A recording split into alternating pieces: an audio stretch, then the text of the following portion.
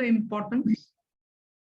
So I'm just going to speak a little bit on, just going to start and, kind of set a tone as to why extreme heat is of such a great concern, though all of us agree that it is of great concern, and that's why we are here.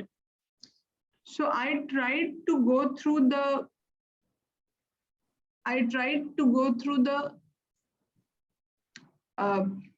your the template that was sent to me. This is going to be the kind of a content that is going to be of this presentation. So I'm just going to talk about what is heat action plan, what are the international standards about heat action plan, the review that we have conducted of the international heat action plans, 45 of them, then also giving a kind of a perspective on Indian scenario as to what we are doing in India.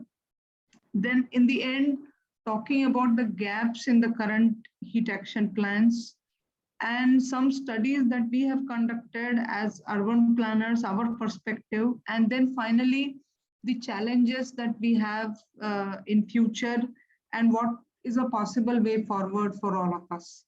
That's what I'll be discussing. So what I tried to do is go through the template that was provided to me and try to see what are the responsibilities of the state environmental health cell. And as it lists down, to prepare the plan. So it starts with preparation and implementation of state action plan for climate change and human health, then conducting vulnerability assessment and risk mapping, then talks about assessment of need of the professionals and maintain. So there are the ones that are in red color are essentially addresses to what we are trying to do in heat action plan here also.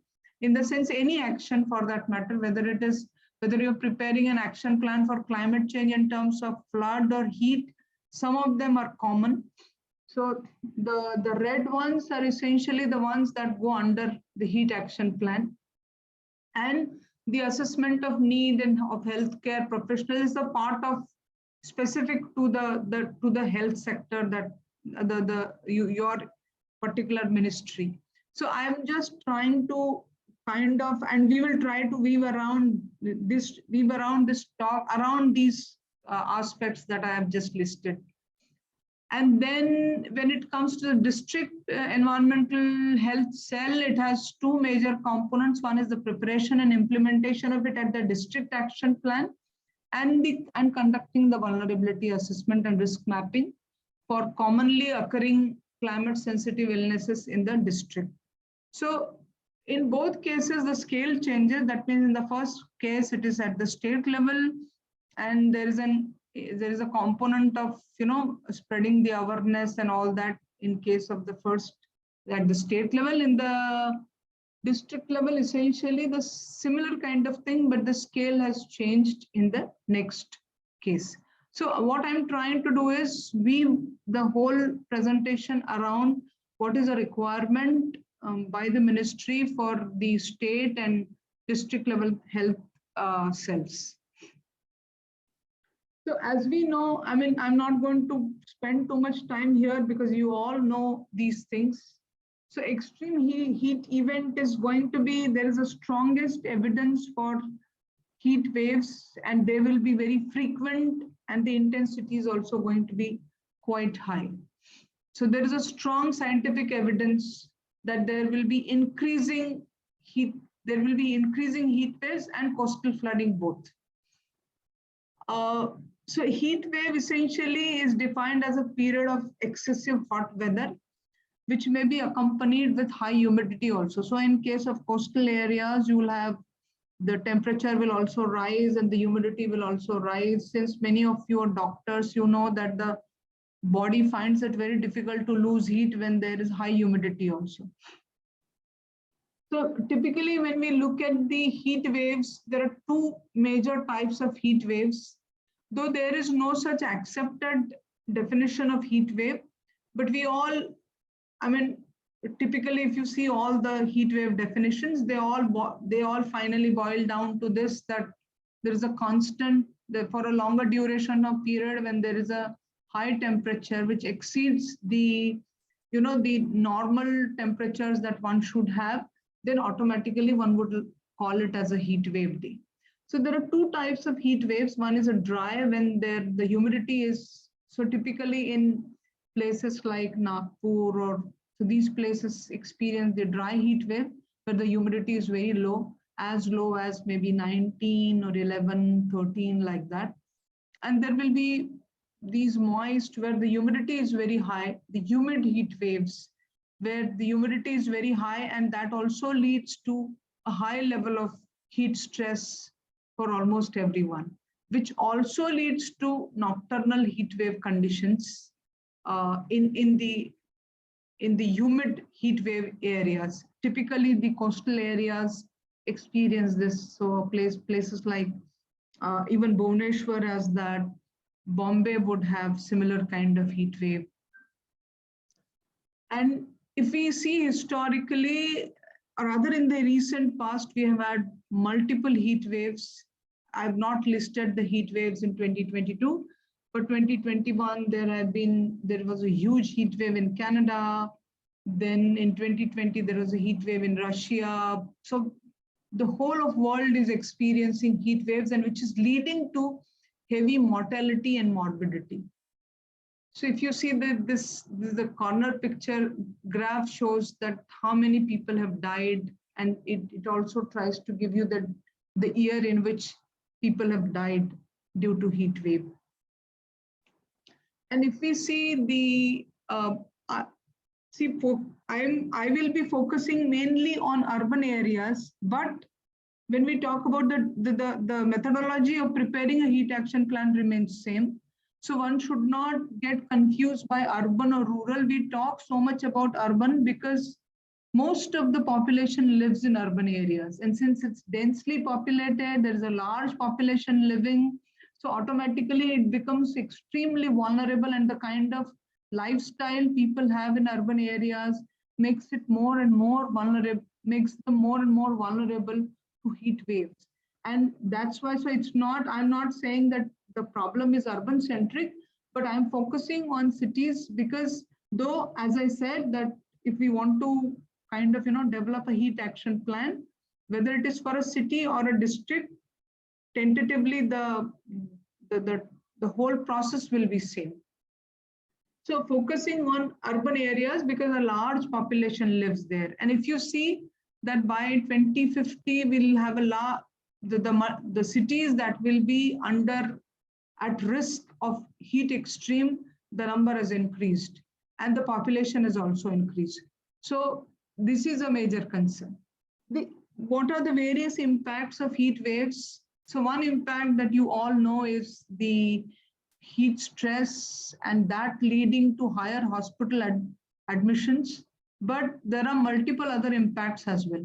There is a higher electricity usage. Due to heat waves, there will be higher electricity usage. It will also have a major impact on economic and labor productivity. It will also have an impact on the livelihoods of people, which in turn will have an impact on their incomes, which in turn will have an impact on the expenditure they will have on health. And in any case, there is a lot of expenditure on health because of heat waves that will also add to the expenditure. So it's a kind of a vicious circle. So if you start seeing the impact of heat waves, it has a huge spectrum, right from just the heat stress to the other extreme could be a death of a person, so excessive mortality rate. In between, it kind of affects almost everything that is living and non-living also, because it also has a huge impact on infrastructure as well. So they are of major concern, not only to people from the health sector, but also from people from the economic sector and from people who are working in the area of city planning, people who are working in the area of atmospheric sciences. And as I always have been saying, that this is one area which is extremely multifaceted, in the sense there has to be multidisciplinary coming together to prepare a heat action plan. Only one particular field cannot make a heat action plan. So this is again to give you an idea about the the number of people dying and the kind of heat waves that we have had in the past. This is what has been the impact of extreme heat on public health. So what kind of mortalities we have seen. And since 1992, we've seen there has been a rise in heat wave deaths. And you will see that in India also in 2003, there were a lot of deaths in Andhra Pradesh. So there have been areas where people have died because of heat waves. And in 2015, 2422 number of people have died in the heat wave. That is this is the India figure. The source is NDMA. And so in 2016, NDMA started preparing the heat action plan, and that's how this whole thing started. Since most of you are doctors, I mean, I don't have to explain to you what is the impact of heat on the human body, but typically if you see the Fanger's 2-node model, it treats the skin as the second node and the core as the first node. And as the heat has to be dissipated, as the human beings have to maintain a deep body temperature, that is the core temperature at 37 degrees Celsius, all the excess heat that is there around it is absorbed by the body, and then the body finds it very difficult to remove the heat, because finally if the surrounding temperature is very high, there will be heat gain only, there will not be any heat loss by the body. And that's how it kind of affects the human body. So it kind of, so this is, and finally, what are the direct impacts? So heat related illnesses, there's accelerated death due to respiratory diseases, cardiovascular diseases, hospitalization is there. And the indirect impact is what you see in the impact on health services. So it is under stress. There is a risk of accidents. There is a risk of transmission of, increased transmission of food and waterborne diseases. There's a potential disruption. And one of the major important indirect impact is the disruption of infrastructure in terms of water, in terms of power, in terms of transport and productivity. And since some of them are a part of a solution, when they get, like water is a part of a solution in the heat action plan when we talk about heat stress. But if that itself is getting affected, then you don't know how to plan for the heat wave. So we'll be talking about that a little later and trying to see the limitations that we have in the current heat action plans. So if we see finally how does the heat impact? So the first thing is there is heat, and then there are factors of exposure. Now factors of exposure will have, I mean, in our case now, these factors of exposure could be related to architecture also. That means one might be living in a tin shed house which has a huge exposure and it is absorbing a lot of heat, and because of that there is heat stress now. And that is kind of it. Once you have that kind of exposure, and in addition to that, when there is a sensitivity, in the sense you belong to a lower socioeconomic background, you don't have the means to cool down the house maybe, or you don't have the means to go to the doctor very quickly, you don't have access to cooler places. So if that is not there, or you have to work every day because you have to earn your bread and butter. So these are things that come under sensitivity, and that leads to then finally the heat related illnesses. And that's how we kind of try to map the heat vulnerability by mapping the exposure, the sensitivity, and also the adaptive capacity that one would have. So what are the various factors that affect the access to treatment, which we can call as adaptive capacity partly. And if these are not there, then it leads to the heat death.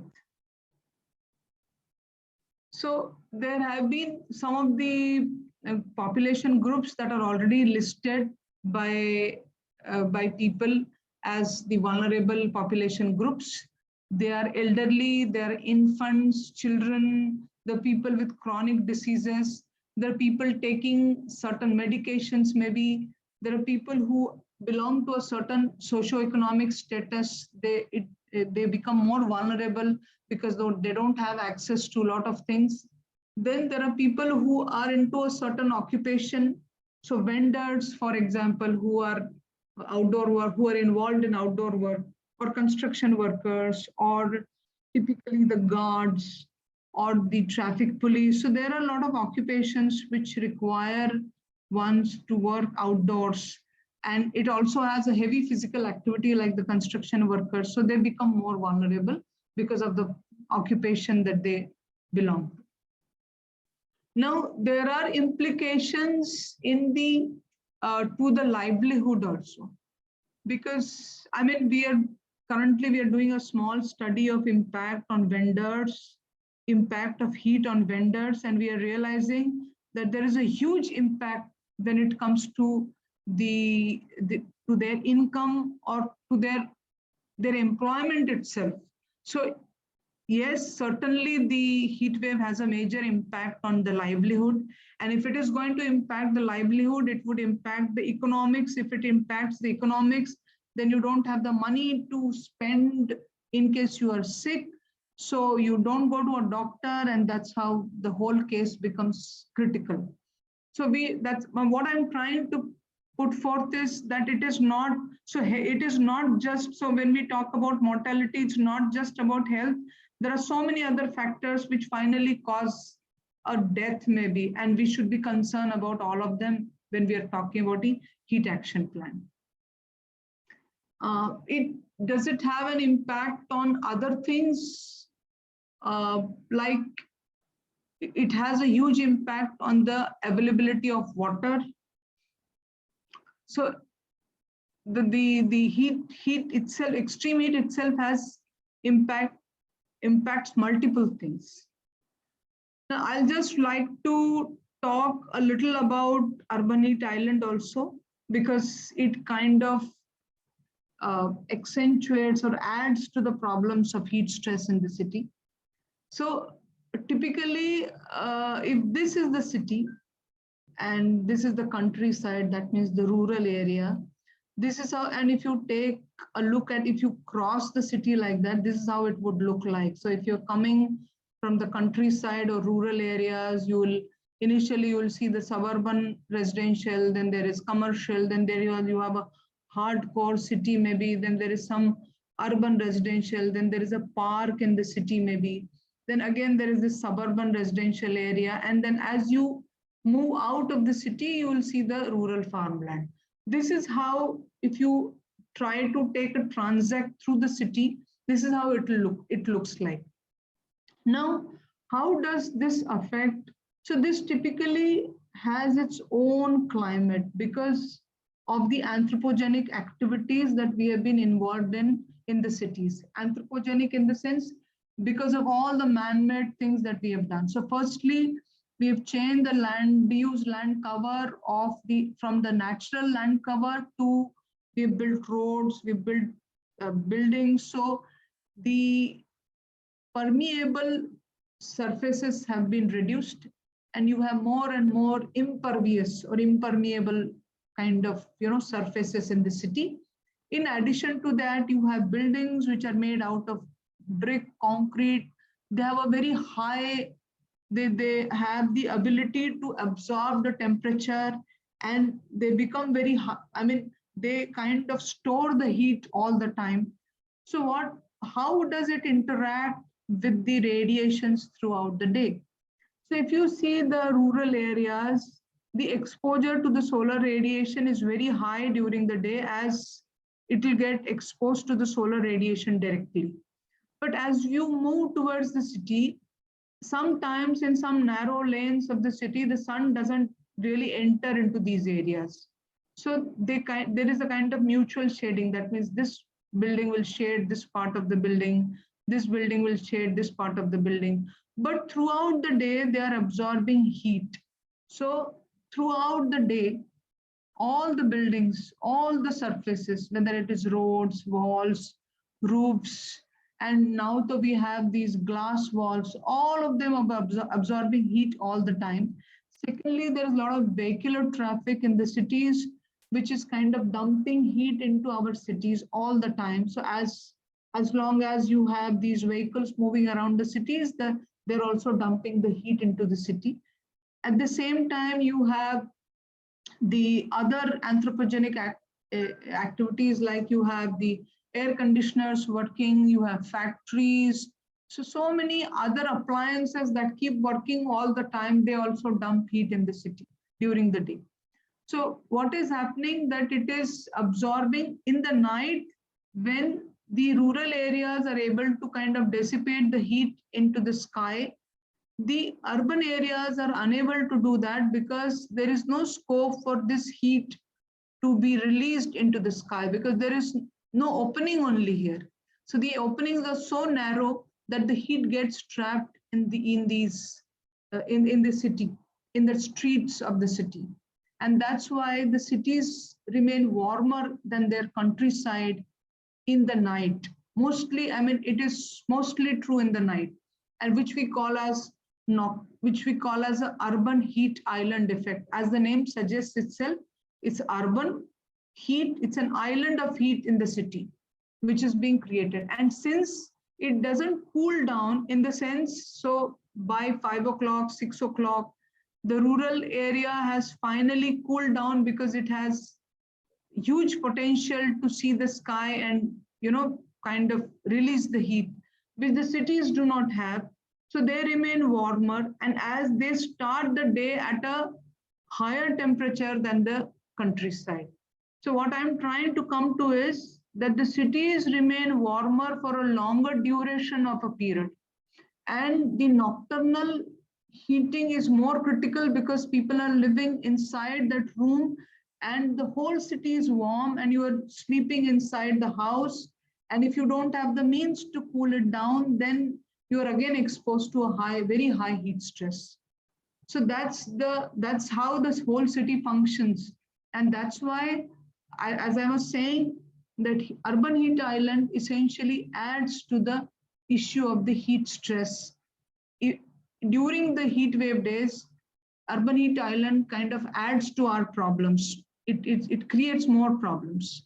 So there have been studies done in China and elsewhere, which kind of show us that there is a significant daytime QHI during the heat wave period. So the places during the heat wave periods, there are places in the cities that become more warmer. So there's a delta T that we call as UHI is more during the heat wave days. So essentially our problems get bigger. I mean, what are the, if you ask me, as architects and urban planners, we are responsible if there is a lot of there is heat stress in the cities. Partly we are responsible for this because of the faulty design and planning of cities.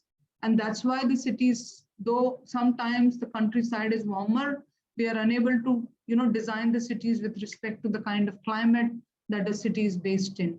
So there are various, what I just explained to you in the previous slide is shown here, that the heat is released by traffic, there's lack of vegetation. Since there is lack of vegetation, there is no scope for evapotranspiration that the trees do, and they cool down the airs around them.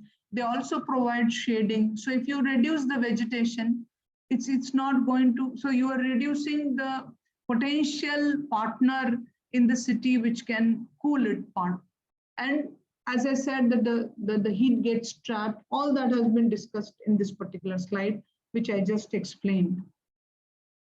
Now we'll just come to the heat wave definition in India. As I said, that there is no universal definition as such. There are multiple definitions. There's no one single definition. And each country or each climatic region, I would say, should have their own definition and talk about it.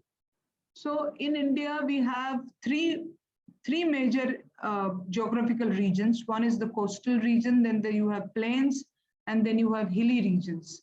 So in plains, we say heat wave when the actual maximum temperature is more than or equal to 45, and severe heat wave when it is more than or equal to 47.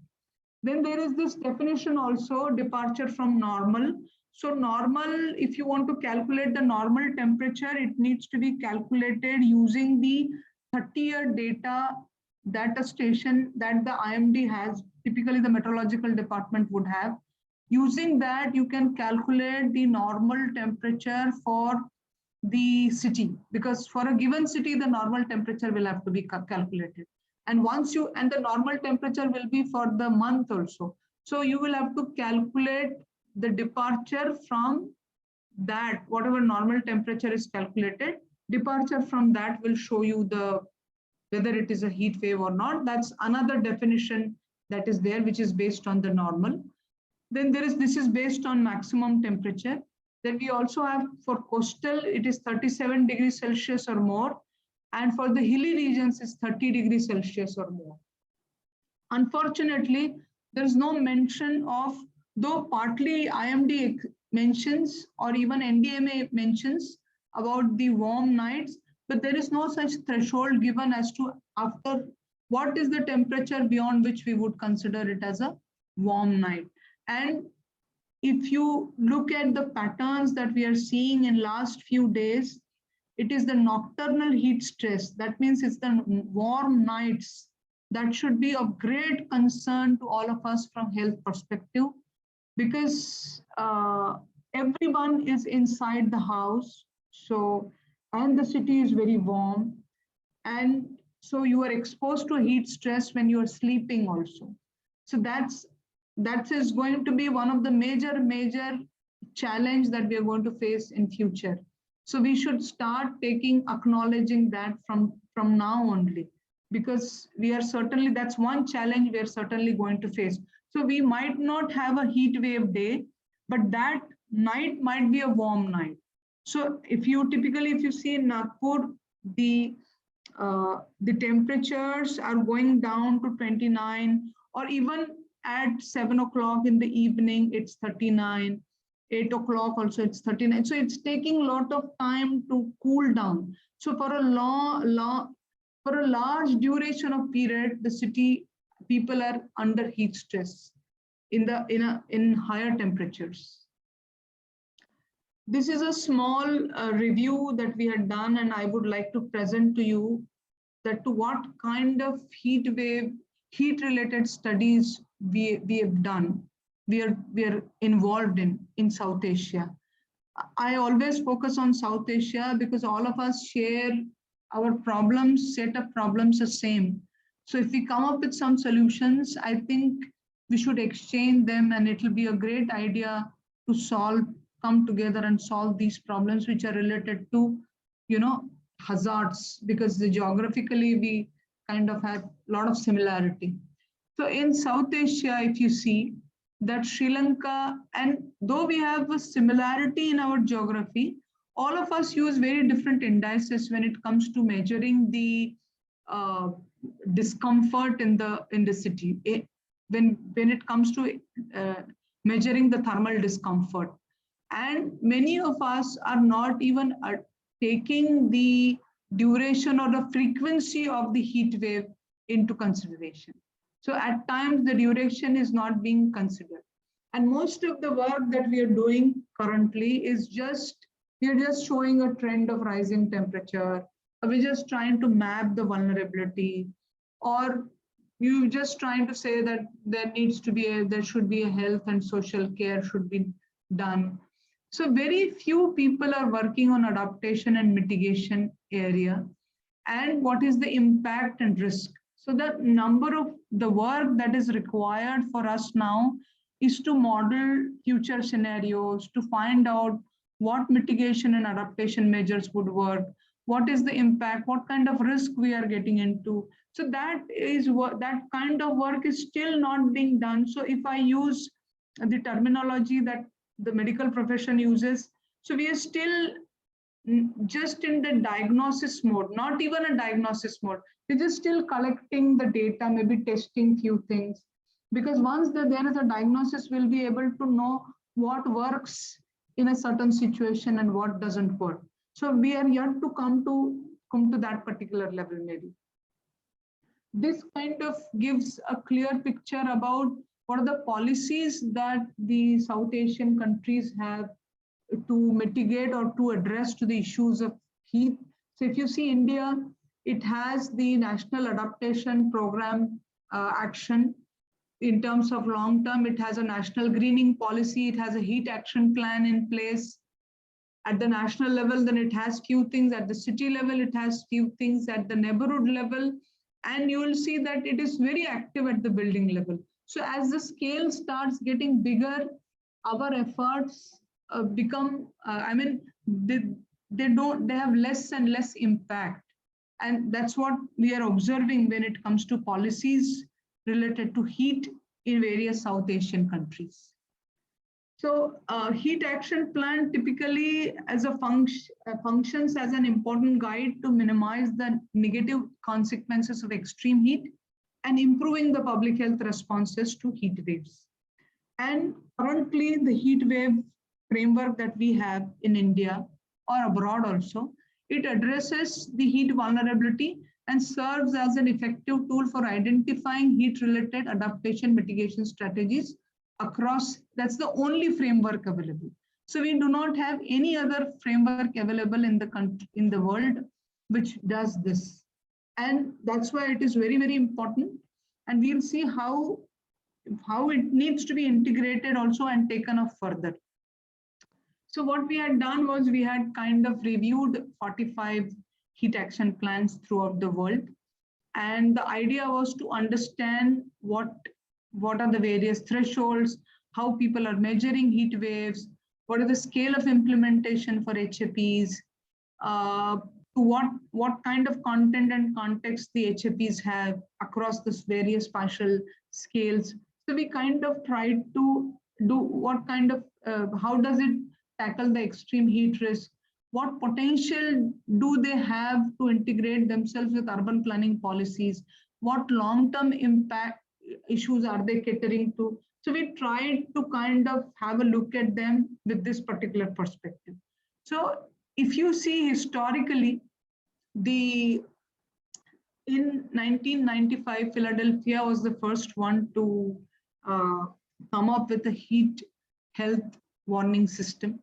So we can say that we have a history of, if I say 25 years of history we have had. So historically, it's just the 25 years that there have been efforts by various people to improve this. And in 2009, WHO Europe came up with this improving public health responses to extreme weather or heat waves. Then we also have WMO, WHO in 2015 guidance on warning system development. So we are using them as the important guidelines. So we should all use them as important guidelines while preparing the heat action plans. So in our review also, we use them as a kind of a reference to define what should be the content of the heat action plan. Because that if we start talking about heat action plan, then the first and foremost, the fundamental question is, what should be the content? Where should it start? Where should it end? What should be the scope of this heat action plan? So for that, since we are not experts, and I think no one scientist can essentially say anything about it. The best way is to go by what WMO and WHO is telling, because whatever they have come up with there have been a lot of deliberations on that. So we kind of use that as a reference while, evaluating the heat action plans. Now, the 47 heat action plans that we evaluated, they were not necessarily the city level heat action plans. Some of them were regional level heat action plans. Some of them were city level. Some of them were country level. Because the spatial scale is so relative.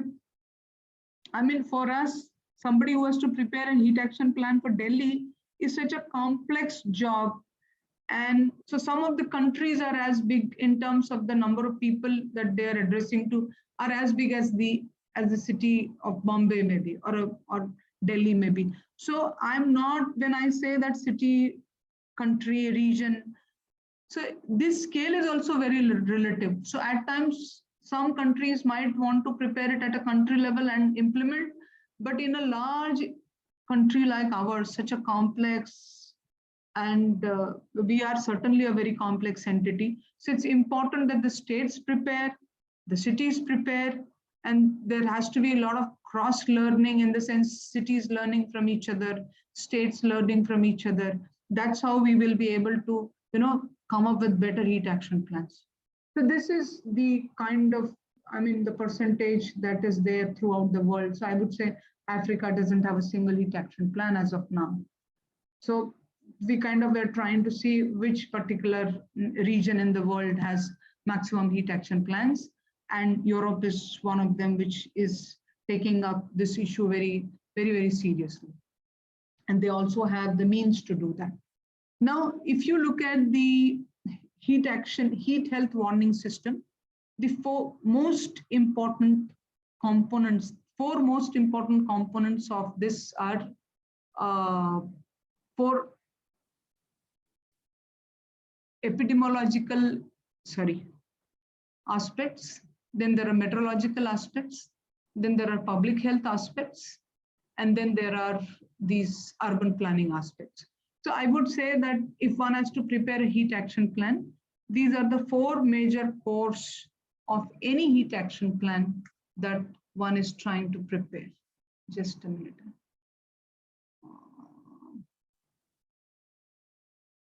Yeah. So these are the four most core components of the effective heat action plan. Now, if we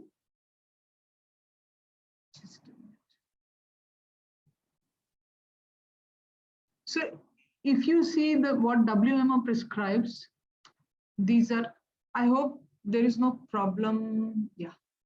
So these 8 elements are there, which are the core elements of any heat action plan, as suggested by WMO, WHO. Together, we've seen that these are the 8 components or elements that have to be there as a part of heat action plan.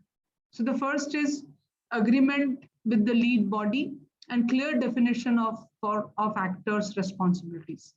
I think that almost every heat action plan, even in India, has the first element being taken care of, because unless you start with this, so unless there is a coordination and you take multiple agencies on the board and you say that you would like to do this person has to do that, somebody has to provide water, somebody has to provide electricity. So almost all heat action plans, the first element is taken care of. Second is the accurate and timely alert system. So mostly we have the meteorological system in place. So, and they do provide you they do tell us that this is next day is going to be a heat wave day, and the alert system has to be, then the local agency or the state takes into account that it has to, provide alert to the people. So that is also something that is there in place in all the heat action plans that we've seen. Then health information plan. So it talks about, needs to be, whom should you communicate and when. So we should talk about what is the heat related health information that needs to be communicated to the larger people. The fourth, the fifth, and the seventh are very critical. And they are the ones where we are kind of not doing so well. One is reduction in the indoor heat exposure, which, as I said, comes in the domain of architecture, built environment, urban planning, because you can apply a cool roof material 1 year, but what happens the next year? So is that the only option? Because currently what I'm seeing in heat action plans or whatever action that is being taken throughout India, cool roof is the kind of, the solution. That's how people look at it.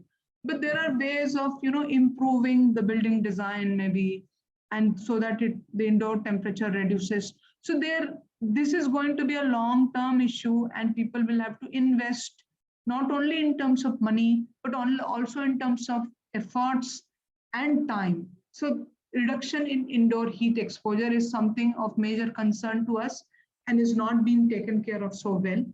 particular care of vulnerable groups. This also comes in the responsibilities of the state, as I just listed in the beginning. You're also talking about mapping the vulnerable people. Now, the moment you say mapping, then there is a component of spatial mapping that comes into the picture. That means one would like to know who is vulnerable and where are they living in the city. In the sense, I would like to know the areas where the vulnerable population lives. So the three major aspects when we talk about vulnerability, one is exposure, the other is sensitivity, and the third is adaptive capacity. Based on these three things, the heat vulnerability mapping should be done in the cities.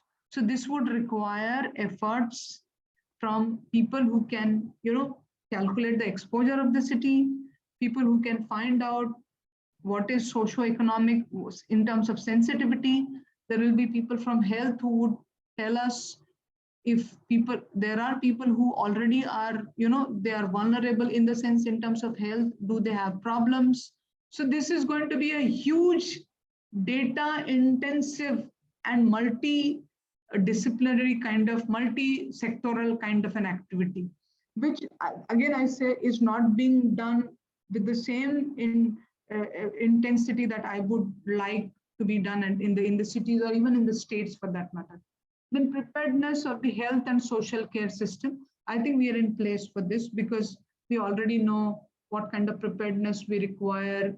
So that kind of training, I've seen the health sector getting trained and there are trainings that happen.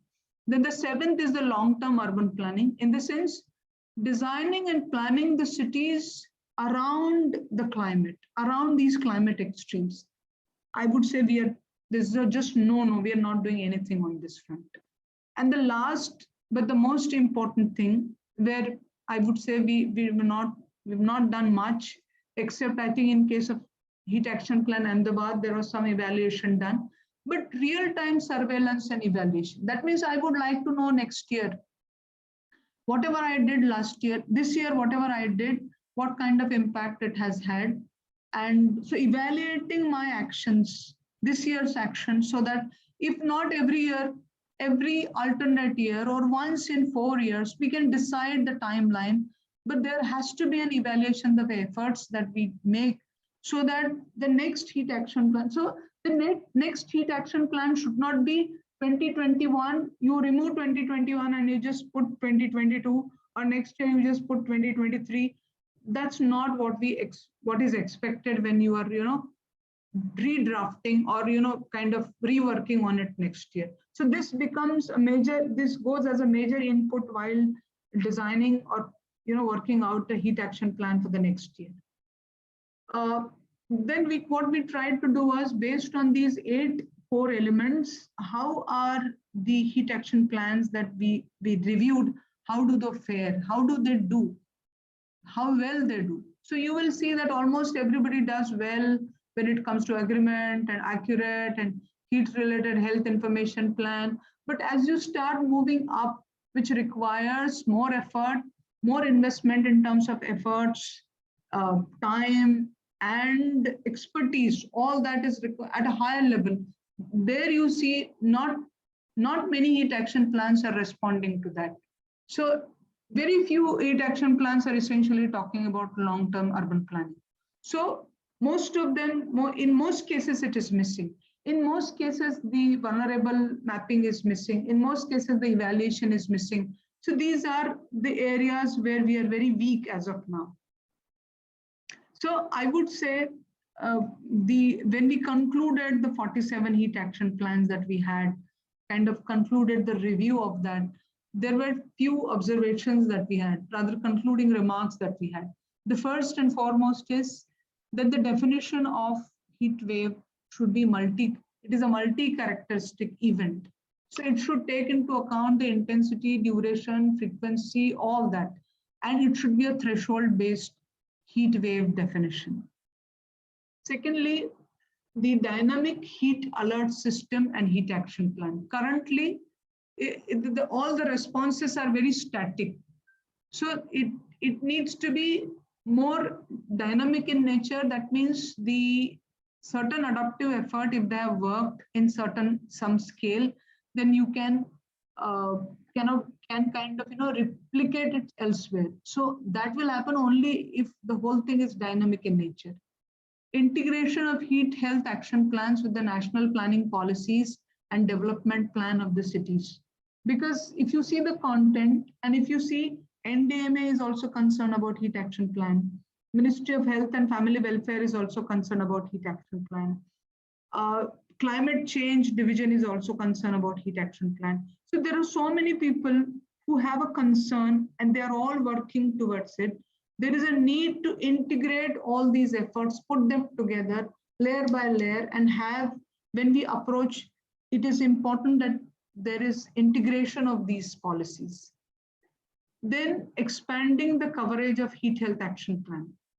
So you should have heat health action plan for cities, for regions, for countries, for if you identify some areas as special areas, in the sense they're very, very heat prone areas with few villages together, the state can say that it requires a separate heat action plan. So it can't be, there cannot be one single template being copied elsewhere. So everything will have to be covered, and it has to be a localized effort. That means the local aspects will have to be captured by the heat action plan. Then heat vulnerability, as I said, using a certain kind of spatial framework means it kind of tells us the exact exposure issues, and it will also tell us how can we improve up in the built environment itself so that the exposure can be reduced in the areas where we have a very high vulnerability. Thirdly, as I said in the past, periodic monitoring and evaluation of heat health action plan, which is totally missing. And last and most important thing is that water. One can add energy also. Water is we all, in all heat action plans, you will see that PAO should be there, this should be there, water supply should be there. But if there is no water, where will the local government get water from? We cannot have a kind of knee-jerk action every time and say that let's get the water tankers. So there will have to be a better water management and planning. When I say management and planning, we are not just talking about what is the need, what is the demand for water and how much it is being supplied. How do we plan the city and its surrounding in such a way that we take care of the natural water bodies that we have there? That needs to be integrated with this, because how long can we kind of have a kind of a knee-jerk reaction or a very short-sighted solutions of supplying water whenever there is a problem? We're not looking for those kind of solutions. So when I say heat action plan, we're looking at 10 years down the line, 15 years down the line, as to how how do we integrate some of the most critical elements that are important for heat action? How do we integrate them in the larger scheme of working? So then the next thing is how many of them. This kind of gives you a list of. This is a list of short-term measures that people are doing world over. The 47 heat action plans that we reviewed, some of them had. So one is that at what scale is it working? The second is whether in terms of time, how the temporal scale do we understand? What are the measures that people are doing in short term? What are the short-term measures that people are doing? What are the medium-term measures that people are taking up? And what are the long-term measures that the heat action plans are taking up? So we kind of listed all of them and tried to find out. So you will see that most of the measures that were listed in the heat action plans, you can see them in the short-term measures. So it's very easy to do. So everybody includes them. So kind of, trigger heat alert and necessary actions. 41 out of 47 plans do that. So they have the mechanism to do that. But so if you see the short term, almost everybody is doing well. In the medium term, so you can see the different colors also here. So I don't know how to remove this. there's a, okay, I can remove it like this, sorry. So the red one comes under meteorology department, the blue one comes under epidemiology and statistical department, the yellow one comes under public health, the green one comes under urban and regional planning. So as you go up in the sense, if you, sorry. So if you go to this, the short-term measures mostly are focused on meteorology and public health. They come into the picture because it's their job to, because it's a crisis and they should be doing it. They should be taking care of. But when it comes to medium term, when we are talking about identification of heat hotspots, building cooling strategies, apply cool paints, all of them are long term and they need to be monitored. So this comes under urban, and you will see some of them are being considered, but many of them are not being taken into consideration by many heat action plans. So in the long term, there are very few upgradation of the forecast system will be a part of a long-term plan. Augmentation of healthcare infrastructure all the time will be a part of the long-term measures. So there are 4 domains, as I said: meteorology, epidemiological, and statistical. Third is public health, and 4th is urban and regional planning. And each of them have a role in the temporal scale of short, medium, and long term. So each of them, and some of them have a very small role in the short term, but have a huge role in the long term, like urban planners. And some of them have a huge role in the short term, like public health and meteorology, and a shorter role in the long-term measures. So what was observed was very few are basically considering the long-term measures. So this is again so there was another category of others where we realized we can't put it under any of the 4 categories that we made. So that was the others, where involvement of academia, institutes for collaboration, identify, improve resilience of individuals, communities at risk, assessment of resource capability for heat wave responses, engaging with community, voluntary sector for heat wave response, capacity building programs to build awareness and sensitization. All this will also be very, very long term. One will have to keep doing and one will get the results much later. Now, what is this scenario in India? We started in, do I have time or I should just rush? Can someone tell me? I have 15 minutes. Yeah, I think yes. You have a few more minutes. I have 15 minutes? Okay, thank you. Yeah. So what are we doing in India? So the first time we started in 2016, NDMA came up with the guidelines for, so every year it is conducting a national level workshop and it revises the national guidelines, which are with the whole purpose is to help various states for the preparation of action plan for the prevention and management of heat wave. And in 19, we also added a chapter on built environment, and we said, what is it that needs to be done in the long run? So I would say that there has been a lot of improvement in so many years, and NDMA is doing a great job. And I got to see the template that you have prepared. That template is also very good. So, I mean, all the agencies are trying to do a great work. So what is the checklist for the states to develop an heat action plan? The 8 things that we were talking about there, the core elements, some of them are missing here, in the sense government engagement, appointing a state nodal agency, vulnerability assessment is certainly there, then drafting and developing a heat action plan. But essentially, what should be the content of this heat action plan and how do you develop? So currently, the NDMA has funded us to develop a model heat action plan. So we are in the process of preparing a model heat action plan which can work as a framework for all the cities and states, and they can use that as a model for developing the heat action plan of their own states. So something like this, I think, is required also. So these are some of the ministries that are involved currently, and what are we trying to do?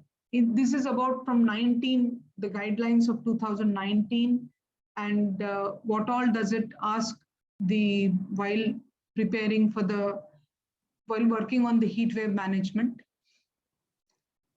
Some of it you must be knowing also. So it asks that heat wave vulnerability mapping should be done. There should be strengthening in the early warning system. Forecast should be there. Identification of that is already there here.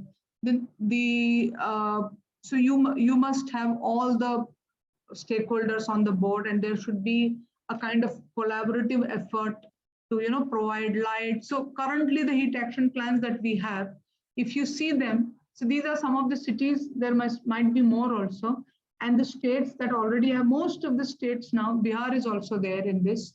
So most of the states have the heat action plans, but almost all of them have the same content. If you see the heat action plans of the states and some of the cities, if you just make few changes here and there, most of them have the similar kind of contents. And as I observed earlier, that the three components that we're talking about in terms of long term and all that, and the most important aspect of evaluation, that is also missing from all the heat action plans. If you see, Hazaribagh has the, Patiala has it, Gorakhpur has it, but mostly we kind of repeating the same thing. That is, so the local flavor that should come in the city and also in the state, that is also at times missing. So a lot of states also have the heat action plan in place, but at least see one good thing. I mean, we should always see the better side of the whole thing. At least there is an awareness, and every state is preparing a heat action plan. So almost all of them have it. Now, this is about the heat action plans in the sense, what are they? What should be the content of the heat action plan, and what do we have? What is the state of what is the current state of affairs as far as heat action plans are in India are concerned? What is the state? What is the international scenario? So you can say that more or less the whole world is at the same place. We are also at the same place as the others in the world, except some of the cities are coming up with really good heat action plans, or some regions also, state. In Australia, they have some good efforts, you can say, or I think in a couple of cities in Europe have good. England has a good heat action plan, and they have evaluated it also. New York has a good heat action plan. So many of them, they already have, we also have. So as I listed, that these are some of the issues that we are facing as of now. I would just show you in brief what efforts we are trying to do in finding out what we can do to mitigate UHI, urban heat island, and heat stress. So I'll just run through it because there's a time constraint. So vegetative cover is one of the most important solution. So we should plant trees, but not plant any tree that is there. You should plant the native trees. They have the capacity to survive in a given climate. That is one. Secondly, plant trees that have a good capacity of evapotranspiration. That means they can cool down the environment around them. Not the trees that shed leaves during the summer, maybe. Sagwan, it has a huge economic potential maybe, but it is of no use during the summer because it will shed all its leaves. And it's just like, it works as a pole basically. It just looks like that. So this is just to show you the thermal images. In one image, there are trees, and the other one, there's just road surface. You can see the difference between the surface temperatures. Then you have green roofs. So the roofs, if they can get converted into roof garden kind of thing and get converted into green roofs, then one major component which is exposed to sun, the roof is, during summer, roof has a maximum exposure to the sun. And if we just plant something there or have a garden there, then we are removing that particular culprit from the whole budget of heating up of a building. Then, as I said, blue-green infrastructure in the sense using water bodies, and the green infrastructure includes forests, parks, small parks, trees along the street, green roof, everything is a part of green infrastructure together. So this is a part of the long-term planning, and since I'm an urban planner, I'm talking about that. Then we have cool roofs. Essentially, they have a very high albedo. That means whatever solar radiation falls onto it, 90% of it gets reflected. So very less is absorbed. So the surface temperature will be less, and whatever is absorbed, 90% of that also gets reflected. More than 75% gets reflected, gets emitted. So the emissivity is also very high, and the albedo, the reflectance is also high. So that's the basic definition of a cool roof. To tell you, to be very precise in the local language, the lime wash that we do, chuna lagate hain, it does the same thing that sometimes a very high quality cool roof material might also do. Only thing is it will just wash away during the monsoon. So one can again put it up in the summer, next summer. So even if we train people, we don't have to train. Sometimes the people know by experience ki chuna laga do, and then after the rains, again the next summer comes, they again apply that. You will see some of them doing it. So this is kind of cool roof installations at various places. Then we have cool pavements. That means the pavements along the street, they also absorb a lot of heat. So if they are also painted with cool roof material, or they are made with cool roof material, then the temperature in the street canyon will reduce, and automatically have otherwise the other temperature will also get reduced.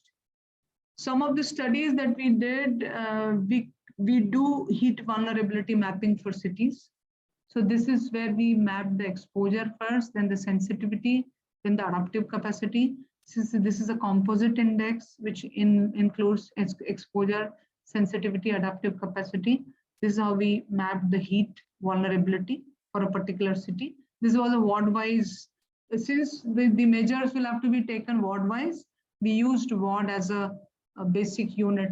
And you will see throughout the world, people are using the administrative unit, the basic administrative unit for the mapping of heat vulnerability. In our case, it's ward. So we have developed a kind of a framework to study the heat stress in the city. We call it as local climate zones.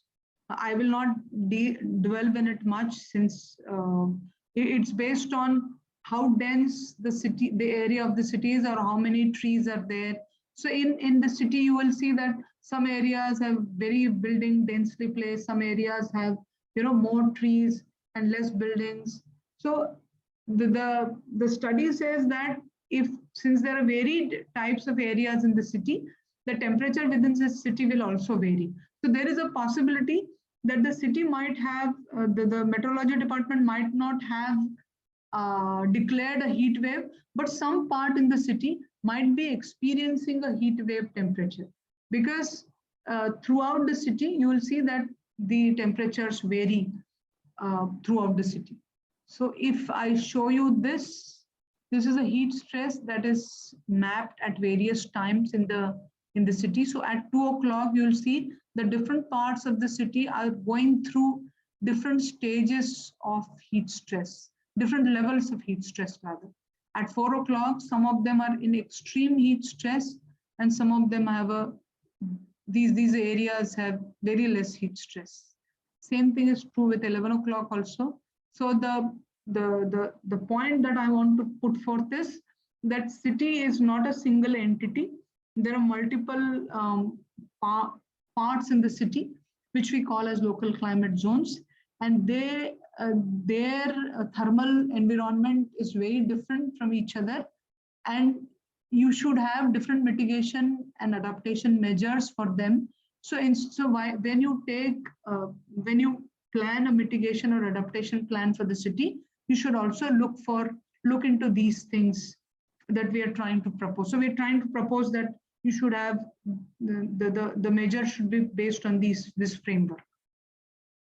this is the heat stress that we calculated, and for different, so these are the different indices that we have used. See, and these are different areas. So there are 10 areas. So you'll see this area typically is under a heat stress for a long duration. And if you see this area has for a very short duration, it is under a very high heat stress. But after that, you don't see. So if you see these two areas in the same city have a distinctly different behavior when it comes to heat stress, and they will require a different solution, because in this case, you will have to focus during the day, whereas in this case, this is a 24-hour issue. So our approach has to be very different than this. So this area, so this area is experiencing the nocturnal heat stress as well, whereas this area doesn't have a problem during the night, but only during the day, but very high extreme heat stress. So that's what the point that I wanted to make in terms of local climate zones. Then we also tried to understand that if there are different local climate zones, if we use different mitigation strategies, do they work? I mean, do all mitigation strategies work in all types of areas, or do they work in the core area where the buildings are very densely built, in the areas where the buildings are sparsely built, and in the fringe areas where they're very sparsely built? Will they have the same effect? So we realized that the effectiveness of the intervention will depend on the urban density and build characteristic of a particular neighborhood. So we tried to use various mitigation measures, but all of them were not equally effective in all areas. In some areas, the cool roof worked. In some areas, the trees along the street work. But trees along the street is one of the best mitigation measure, I would say, for the cities. So this is just to show you the image. This is an area where the cool roof is applied. This is without cool roof. The difference between the surface. This is the outside surface temperature. So one is the cold spot is 47, and this is 69, 70 degrees Celsius in this case. So some of the challenges that we have right now is, since it's a huge country, vastly populated, that itself has a lot of issues. And with extreme heat risk, there are a lot of other things that are coupled with it. That is water stress, drought, air pollution, and very poor understanding of urban climatology and interaction of urban heat island with heat waves. There isn't much understanding of that which is available at the national level. Then we are urbanizing so fast that our rate of urbanization is so high that it is leading to depletion of vegetation cover and increasing impermeable areas. And at the same time, the way cities are being designed, they are not taking this particular aspect into consideration while designing and planning the cities. So, sorry. So we have currently the gaps that exist in the current heat action plans, that limited knowledge of hotspot mapping and heat vulnerability.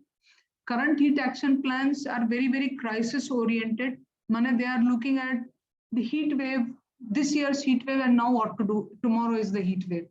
But they don't have a long-term approach and do not focus on establishing scientific knowledge or evidence-based assessment long-term. Availability of weather data on a transparent platform, visible to public and stakeholders, should be there. Existing HAPs are very static and disaster-oriented. That means they're not dynamic in nature. They're not teaching me, okay, what I did last year, is it going to help? So we need more flexible and dynamic heat action plans, very local, and very localized, not just, taking one and using that everywhere. Then the limited knowledge of city or region specific heat stress issues, as I said, localized. Development of locally relevant thresholds for cities, region specific. Lack of awareness and sensitization to address heat wave risk. to share an experience with you. When we spoke to so many vendors, they just don't consider the heat wave. They say, तो गर्मी तो रहती है, क्या करेंगे? वो 9 तपा आएंगे, फिर देखेंगे. So there is this somehow in the public as at large, there's this some kind of a feeling that गर्मी तो बढ़ने वाली है, तो क्या फर्क पड़ता है? So that I think that shows a lot of lack of awareness and sensitization in the people at large. Missing evidence of heat risk on the working population exposed in extreme heat conditions. So very targeted, specific people, we don't have the data or studies available. Some of them are there, but I'm saying that we need a larger database and more studies. Then each district and city needs a unique device, unique heat action plan. We don't have that. Then currently, extreme heat management remains largely visible through the lenses of public health. But at the same time, urban planners, epidemiologists, meteorologists, everybody should take part. They have a large role to play, and it in a comprehensive management and planning of heat action plans, heat waves. Then application of evidence-based cooling measures. Then limited exploration of application of we don't know whether cool pavement works everywhere, cool roof works everywhere. So we should know more, we should learn from each other. If it is being done in some city, there should be sharing of best practices. Very limited knowledge of heat hotspots in large urban agglomeration. UHI adds to the issues related to heat waves, but we don't have UHI studies done for many cities. That knowledge is very poor. So currently, we also don't have a framework to evaluate the heat action plans after their implementation. And periodic monitoring of extreme heat response activities is something that we will also need in future. So a way forward, I would say that emphasize on the importance of long-term policy, long-term actions, plans. Relevant, there has to be, one should see not just the maximum temperature, but the minimum temperature, humidity, wind speed, solar radiation, all of them have an impact on heat stress. Currently, we are only focusing on maximum temperature. Then the combination of heat indices, we'll have need to find out the user-tailored threshold. Then we need educational and communication strategies that are very important to raise awareness, regular evaluation of the effectiveness of heat action plans. And we certainly need a good coordination among various agencies that should be involved in the heat action plan. And as I said, not just though it is a public health, that means the cities should be healthy. But cities should be healthy is not only the responsibility of the public health department, it is also a responsibility of the urban planning department, because that is planning the city, which at times is creating certain stresses that we don't know. So it is a kind of a multidisciplinary, multi-sectoral approach, which requires, which needs to be taken forward in all temporal scales, short-term, long-term, medium-term, long-term, and all the spatial scales, that is city, district, or state, nation, and all needs to be integrated. So it is a kind of a policy plus plan and action together. And we should keep evaluating the efforts that we make, and we should keep learning from each other about the best practices. I think that's it. Thank you so much. I hope I finished in time, 1.5 hours. Purvi, I finished in time? Thank you, Professor Rajashree. It was a very enlightening talk. And some of the things that our program officers would have appreciated is the table that you provided for the components that should come into the heat health warning system, the 4 blocks, also the core 8 principles that should be in there. Also the how you brought out how different heat action plans across the globe have taken activities, and you highlighted them in the 4 colors, telling what were the meteorological, which were the urban planning, epidemiological, and public health actions. I think many of us would benefit from it and would try to improve on our heat health action plans by making note of those. Also, the additional input that you have provided about in your slides. I think overall it was very helpful to most of our program officers. Quickly to wind up with some of the questions that might be here. One of the questions that I see is there any suggestions how to help outside workers like construction workers and laborers? Construction workers, there are a couple of ways in which we can do it. One is that you change the timing of the work, which is a part of a heat action plan, which can certainly be a part of the heat action plan. And I see some of it being practiced also. That is one. Secondly, specific, like we were kind of, surveying the workers, outdoor workers, and we realized there are a lot of findings that have come from that. As I said in one of them, that they just don't think that it is a concern. In the sense, the kind of answers that we got, अरे गर्मी में गर्मी नहीं पड़ेगी तो क्या होगा, ये क्या सवाल पूछ रहे हैं आप? In the sense that sensitization that this is a major issue has to be there, and that can only be done if we do some kind of a hand-holding of these people through some NGOs and all, and create awareness. Or one can go through the builders association, developers association, and through